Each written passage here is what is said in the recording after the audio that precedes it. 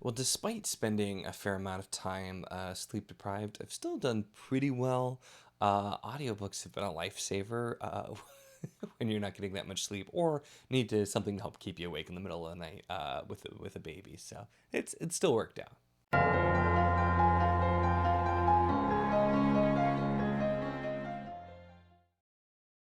Hello and welcome to my channel. In this video, we are going to be doing my update, which I guess this is a bi-weekly update because it was about 2 weeks ago where I last did one, or near enough anyway.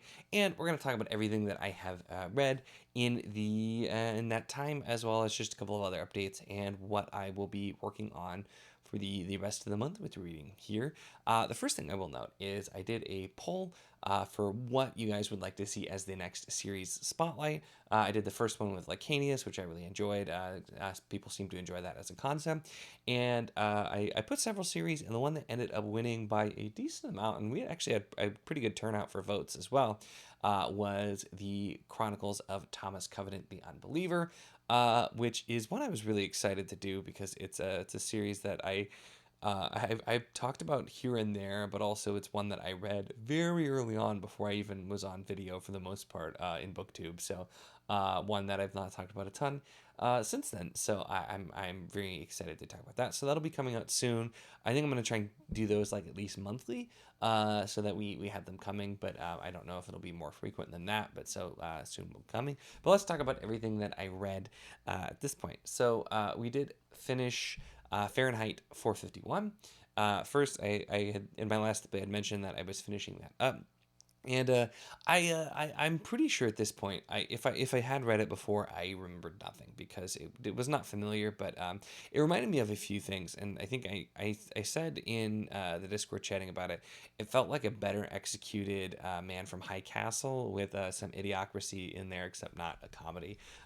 In I know that's an interesting comparison, but that's kind of where it was, and I enjoyed this. The themes are very relevant even today, and while still very blatant and kind of blunt with some of the views, still a lot of it worded very artfully as well, and not nearly as over the top as we found a couple of the shorts to be in the Illustrated Man that were also dealing with censorship and that sort of thing. So had a good time with that as well. And then the other one that I had already started was Seasons of Albion, and I also really did enjoy this one.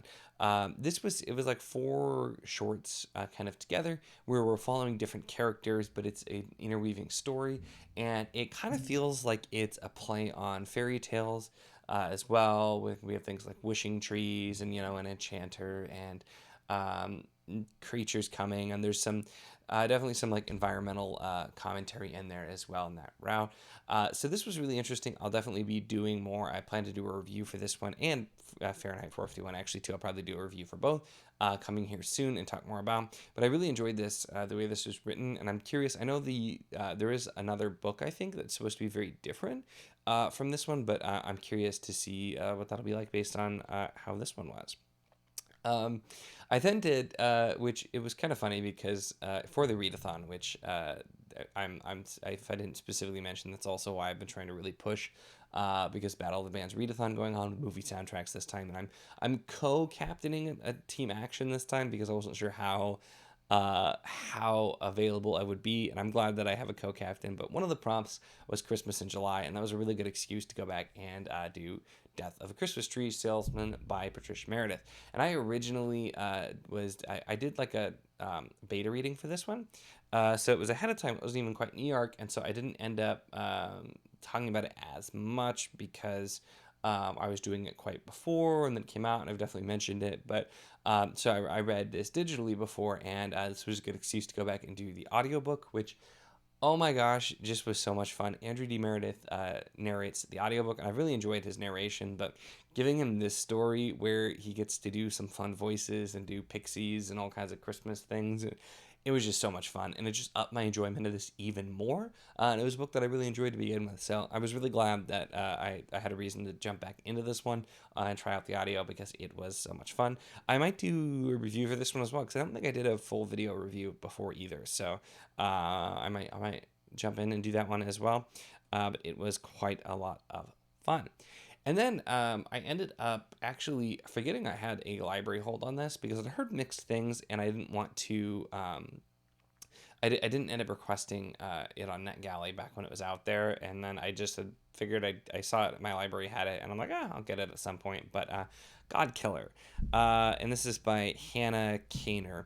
And this is one I'd heard a lot of people, from what I've heard, this was kind of disappointing. And then I started, and I'm like, this premise is really, really cool. We have this god killer who's somebody who goes around basically tracking down gods and killing them. There's like a special metal that's used for a sword that can do it. But the idea is that gods are outlawed, and though there are these like gods that are just created in the wild, where like people would create little shrines, and so there's these kind of like fledgling gods, and just that idea of that god, like wild gods being created, and through that method, I thought it was super, super cool, and I've always really enjoyed that sort of exploration of that kind of thing in fantasy. And so I'm like, okay, so this is starting out really cool. When is it going to get disappointing? And it never necessarily happened that it just like got worse, but it was more so that it didn't feel like it really lived up to the potential. I was very intrigued from the beginning, but we kind of moved around in weird places, didn't really explore the elements that I was most interested in, and just kind of went some more run-of-the-mill basic directions, kind of threw some things in, and also just, it felt a little bit like it wasn't sure what it wanted to be in some points. I may do a review for this as well to talk over it, because I definitely have more opinions, but it was, I mean, it wasn't bad. It was okay. It's one that I don't yet know if I might try the second book, just because I'd be curious if it actually does start to actually explore the elements that had me very intrigued or not. I don't know. If you let me know if you've read book 2, if it's worth checking out, I guess. Here, but yeah, so it was okay. Not the best. And then I finally finished. I'd actually started this one too, technically, and I'd just barely done any of it. Dragon Avenger by E.E. Knight, which is the second book in Age of Fire. And as I was told with when I did the first one, the first few books actually follow different POVs.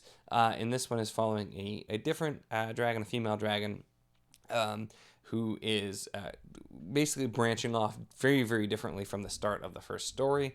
And it was interesting.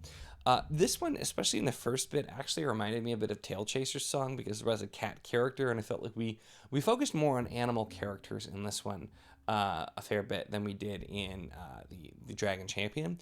And we also got to see a bit more of the elves and doing some very, very different plots. There were different things that are happening here, different lessons that this dragon character is learning, but setting up for what I think will be really interesting here. So I enjoyed this one a little bit less than the last one, but it was still really solid, and I'm curious to see just what this series builds to. It's one of those series, too, that I've had a good time with. It's been fun. I've enjoyed the books so far. They're very easy to get through, and so definitely one I will be continuing.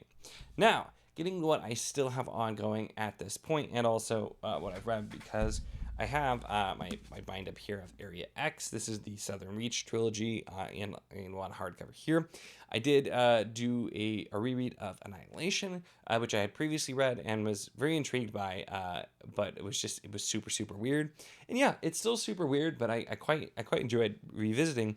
And then continuing with Authority, which I've also finished at this point. And Authority was not what I expected. We do have a very different POV, and it's not even just that we have a different POV, but it's the specific POV that we get where we're seeing kind of the other side of the coin in some ways, and we're getting a lot of answers, but of course those answers still bring up a lot of questions. And then I did go right in and I've started Acceptance. I am only like a chapter or 2 into Acceptance so far. So still have a bit left there. But once again, this is doing some unexpected things in going routes I was not expecting. It also seems like we're going to get some answers. But I also know that there's the 4th book, Absolution, which I do have an e-arc from NetGalley on. I needed to, of course, finish this first. I requested it. I'm like, well, if I get approved for it, that means I definitely have to go finish this quickly. And so I decided to do the whole trilogy this month for readathon. I fit it in for prompts to make that work. So I'm very intrigued. In book 2, I enjoyed it a little bit less than book 1, based on the POV character, but at the same time, the just so many intriguing things, so many answers, so many questions. I was very much pulled in by the end of it, and so I'm really excited to see what the third book is going to deliver. And then another one that I've been kind of slowly getting through is The Amulet of Samarkand, the first book in the Bartimaeus trilogy, which I wish I had the original cover, because I like the original covers for these actually. But I'm nearly done now with this one. I've been kind of casually doing this. It's this is a middle grade series, so it's very easy reading, and was one that when I had just been really tired and not had a lot of reading time, very easy to get through. But also, I read these when I was younger, and I was interested to revisit, and so far I'm having a really great time. I remember these fondly, and sometimes it's, when you revisit, it's not always the best thing. I mentioned I was going to be reading these, and nobody said, like, oh yeah, it doesn't hold up. Everybody seemed to think it would, and I have to say, so far, it has been for me. This is like, I remember this fondly. Like, it's the thing, it's a magician, takes place in Britain, kind of thing, but I like this so much better than Harry Potter. Controversial, I know. But yeah, so I'm having a good time with it. And I do intend to also, we'll see if I get there because I've been a bit slow, do the next 2 books. See, these are the original holo covers, which is The Golem's Eye and Ptolemy's Gate, which are books 2 and 3 in the trilogy. And then also I have, which I've heard is not as good, but I have The Ring of Solomon, which I never actually did read because when I first read this book I don't think was out yet, and then I never went back to get it afterwards. So those are definitely ones that I plan on doing, so finishing up Acceptance and then doing the rest of these.